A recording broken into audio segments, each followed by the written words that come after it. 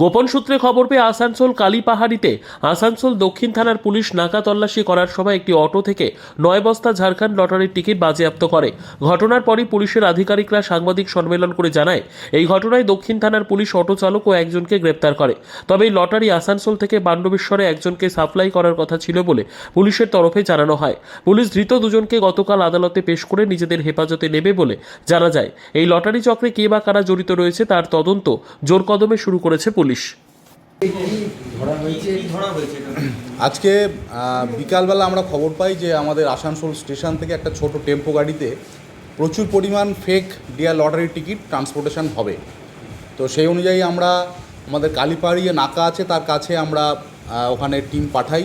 Asansol south থানা এবং জাহাঙ্গীর মহল্লার টিম মিলে ওখানে আমরা নাকা লাগাই এবং যে গাড়িটা আমাদের ইনপুট ছিল সেই গাড়িটা যখন আসে গাড়িটাকে আমরা ডিটেন করি। ওই গাড়ির যে ড্রাইভার এবং তার সঙ্গে আরেকজন যে ছিল তাকে আমরা জিজ্ঞাসাবাদ করি, কিন্তু তারা কিছু বলতে পারে না। গাড়িটাকে আমরা সঙ্গে সঙ্গে সার্চ করে আমরা ওখানে 9 বস্তা প্রায় আপনার 8.61 লাখ মানে প্রায় 9 লক্ষ মতো এরকম ফেক ডিয়ার লটারির টিকিট পাই, যার বাজার মূল্য প্রায় 90 লক্ষ টাকা মতো।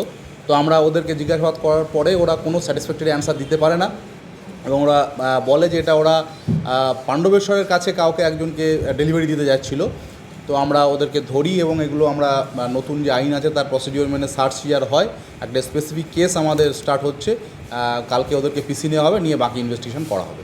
এটা কোথায় দিয়ে আনছিল মানে এটা এখনও পর্যন্ত যা খবর পেয়েছি এটা দিল্লি থেকে ট্রেনে করে এসছে। আমরা এখনও ইনভেস্টিগেশন করছি, বেরোবে আস্তে আস্তে বেরোলে আপনাদের বলা হবে।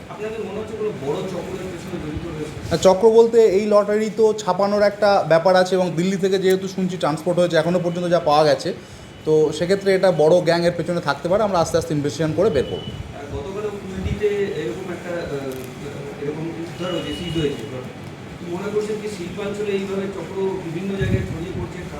না, এরকম না, চক্র শিল্পাঞ্চলে ছড়ানোর ব্যাপার নেই। যখন যেমন যেখানে হচ্ছে পুলিশ যথাযথ অ্যাকশান নিচ্ছে, আমরা রেড করছি, অ্যারেস্ট করছি।